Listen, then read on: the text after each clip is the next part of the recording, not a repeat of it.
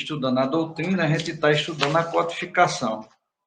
E a gente começou recentemente o estudo do terceiro livro, que fala das leis morais do Criador.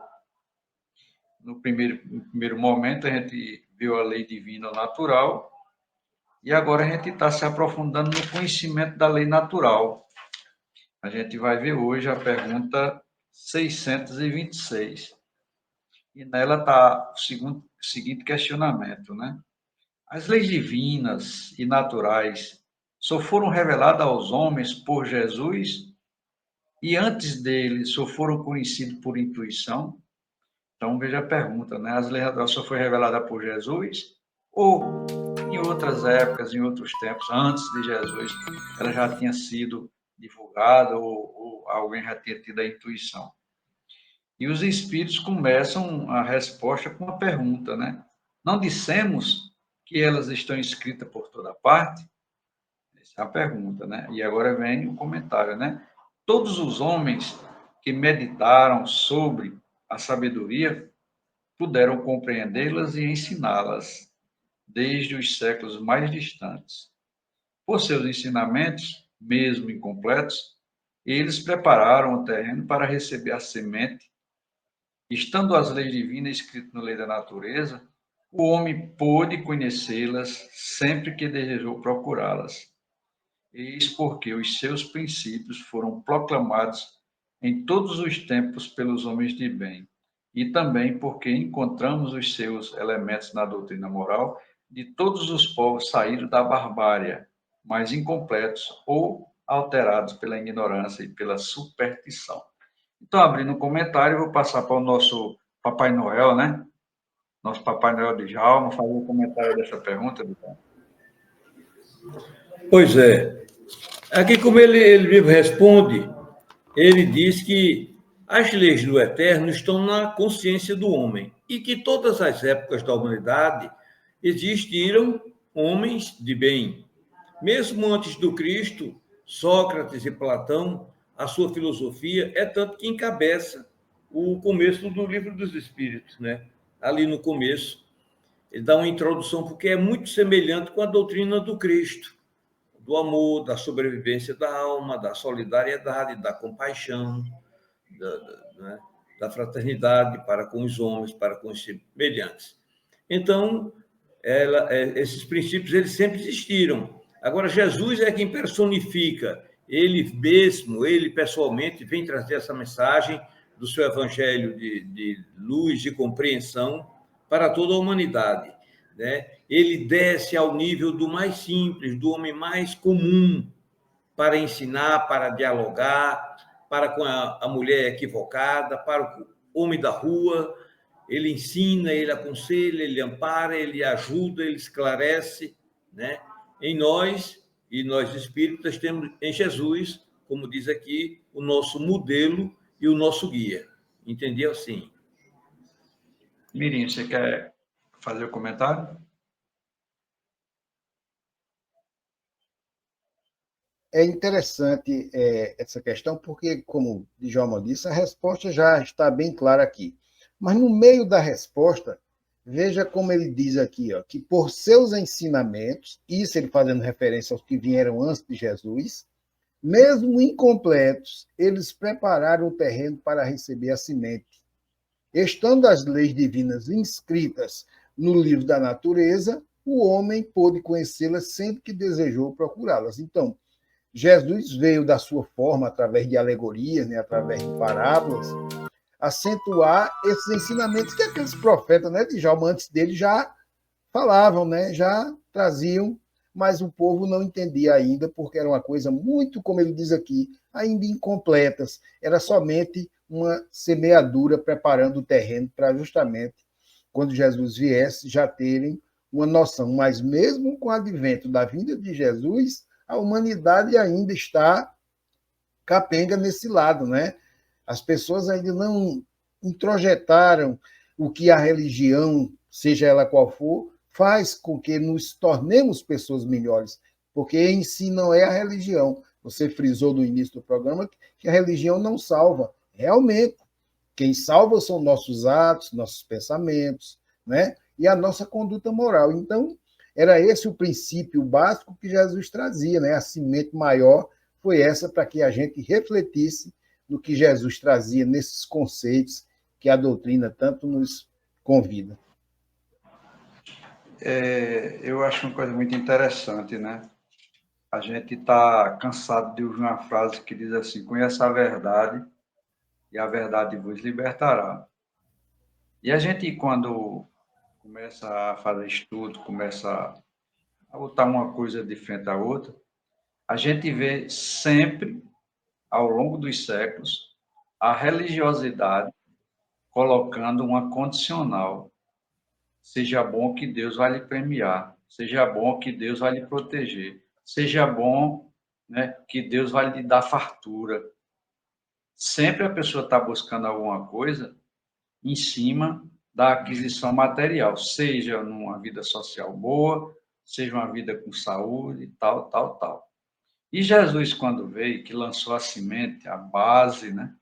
Que Jesus lançou a base do Consolador. É tanto que ele diz: olha, eu estou indo embora, chegou o meu tempo por aqui, eu vou subir aos céus, e lá estando, né?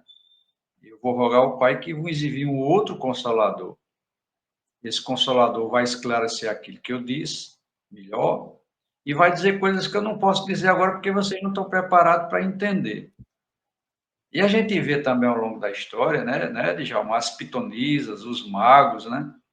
Porque sempre existiu homem de bem, como Sócrates, como Platão e como tantos e tantos outros que aí apareceram, mas também apareceram aquelas pessoas que tiveram o conhecimento espiritual, a manipulação das leis espirituais, porque o grande mistério da gente é o conhecimento das leis divinas, eternas e imutáveis, que rege tudo e todos.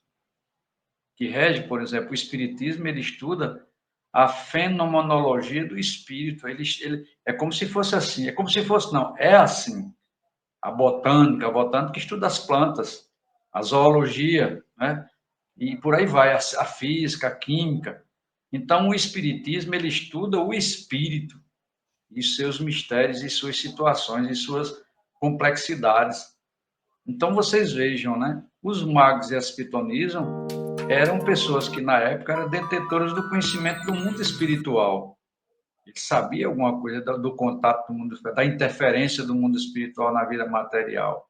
E eles tinham conhecimento disso, como o Djalma bem falou aí, né? Que a gente atrai para a gente aquilo que a gente planta, aquilo que a gente semeia em pensamento, tudo, toda a sua vida, não é Deus lhe castigando, né? Ou se você tem alguma coisa, seja Deus lhe premiando. Não.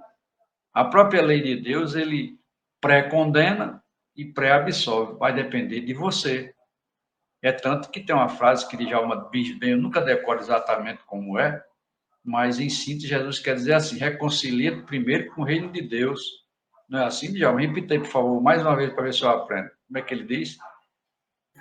Buscar em primeiro lugar o reino de Deus e sua justiça, e todas as coisas nos serão dadas em acréscimo. É essa? Não. Exatamente. Então, você vê que nessas palavras existe um ocultismo muito grande, porque você buscar, em primeiro lugar, o reino de Deus, aí a gente não para pensar. É como ele diz aí: em todo o tempo o homem teve condição de procurar, quando quiser procurar, encontraram. Então, quando você entra em harmonia com a lei de Deus, buscar o reino de Deus, o que é o reino de Deus? São as leis eternas e imutáveis que ele criou. A lei da evolução, a lei de que semelhante atrai semelhante, a lei do amor, a lei da caridade, a lei da justiça. Então, se a gente se harmonizar com essas leis, nós estamos nos harmonizando com quem? Com Deus. E por tabela, o que é que vem? Uma vida equilibrada, uma vida estruturada, uma vida feliz. Então, esse conhecimento, né, que fala aqui dessa lei natural, todos nós, inconscientemente, lá no subconsciente da gente, né, em formas de ideia inata, a gente sabe o que é bom e sabe o que não presta. A gente sabe. A gente faz aí por interesses diversos. A gente faz por vaidade, a gente faz por avareza, a gente faz pelo desejo da promiscuidade. Aí depois a gente está ferrado, vai culpar Deus? Não, culpa a gente mesmo. Você sabia que fazia e podia acontecer isso, como também podia não acontecer. Mas a situação, como Mirim, é mais óbvio vai acontecer, não é mesmo, Mirim? Então, quer comentar mais alguma coisa vocês aí, para a gente falar para outra? Vocês aí, internauta, podem participar com a gente, podem interagir, perguntar, fazer um comentário. Fica um programa dinâmico, até as intuições da gente, né, dos nossos protetores espirituais, ficam mais aguçadas. A gente aprende mais com as perguntas de vocês. Olha aí, Manda Narra, brasa aí. a Maísa respondeu, a Maísa respondeu. Você falou que ela divulgasse a doutrina, né, lá. Ela disse, com certeza, falo sempre sobre o canal com os amigos aqui. Oh, coisa boa, graças a Deus. Pelo menos a gente está lançando, né, uma sementezinha pequenininha, né, mas a gente está lançando para melhorar um pouco o mundo. Então, vamos a mais uma pergunta? Vamos lá. A 527. Desde que Jesus ensinou as verdadeiras leis de Deus, qual é a utilidade do ensinamento dado pelos Espíritos? Tem eles mais alguma coisa para nos ensinar? Pergunta complicada de responder, né? Aí a resposta, né? O ensino de Jesus era frequentemente alegórico e em forma de parábolas, porque ele falava de acordo com a época e os lugares. Faz-se hoje necessário que a verdade seja inteligível para todos. É preciso, pois, explicar e desenvolver essas leis. Tão poucos são os que as compreendem e ainda menos os que a praticam.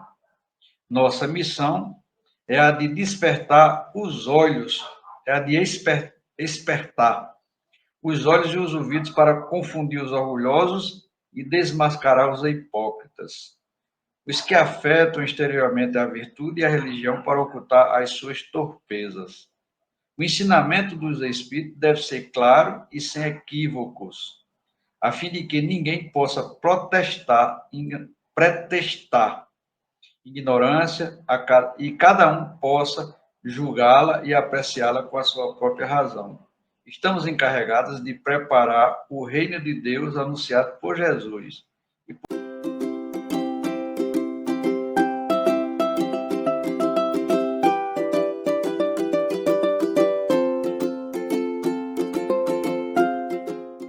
E nestas voltas eu vou cantando a canção tão feliz que diz ai lili, ai lô. Por isso é que e nestas voltas eu vou cantando a canção tão feliz que diz ai lili, ai lô. Por isso é que sempre contente estou, ai lili,